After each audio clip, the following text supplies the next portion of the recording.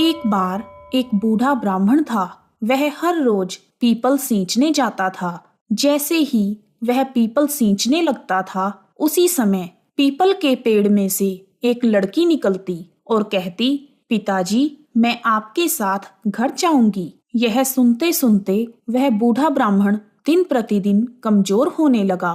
उसकी ऐसी हालत देखकर एक दिन उसकी पत्नी ने पूछा, क्या बात है, आप इतने परेशान क्यों हैं? तब वह ब्राह्मण बोला कि हर रोज पीपल में से एक लड़की निकलती है और यह कहती है कि पिताजी, मैं आपके साथ घर जाऊंगी। तब बुढ़िया बोली, इसमें परेशानी की क्या बात है, कल ले आना उसे।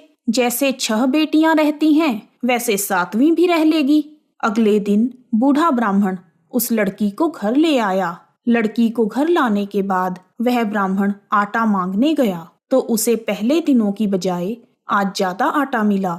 जब बुढ़िया आटा छानने लगी तो लड़की ने कहा, लाओ माँ, मैं छान देती हूँ। जब वह आटा छानने बैठी तो परात भर गई।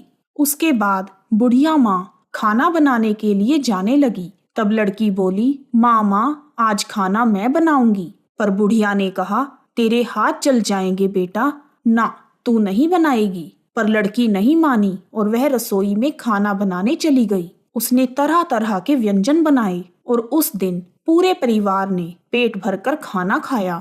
इससे पहले वह सब आधा पेट भूखे ही रहते थे। जब रात हुई तो बुढ़िया का भाई आ गया और कहने लगा, बहन बहन, मुझे भूख लगी है, मैं तो खाना खाऊंगा।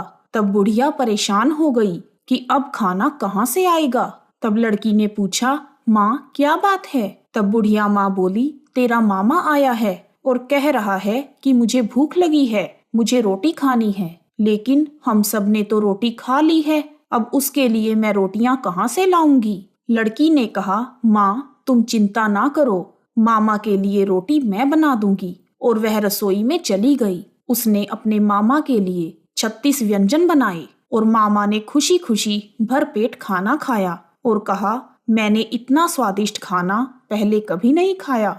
बुढ़िया ने अपने भाई को बताया कि आज खाना तेरी भांजी ने बनाया है। शाम हुई तो लड़की बोली, माँ, चौका लगाकर चौके का दिया जला देना, आज मैं कोठरी में सोऊंगी। बुढ़िया ने चिंता जताते हुए कहा, ना बेटी, तू डर जाएगी। लेकिन वह बोली, मैं नहीं डरूंगी, मैं कोठरी में ही सोऊंगी। और वह लड़की कोठरी में जाकर सो गई। आधी रात को जब वह लड़की उठी और उसने चारों तरफ नजर घुमाई तो धन ही धन हो गया। वह कोठरी धन से भर गई। उसके बाद वह लड़की घर से बाहर चली गई। जब वह बाहर जाने लगी तो गली में एक आदमी सो रहा था। उसने रात को उस लड़की को जाते हुए देखा तो कहा, बेटी, तू कहाँ जा रही है? तब लड़की बोली, मैं तो दरिद्रता दूर करने आई थी। अगर तुम्हें भी दरिद्रता से छुटकारा चाहिए तो तुम भी करवा लो।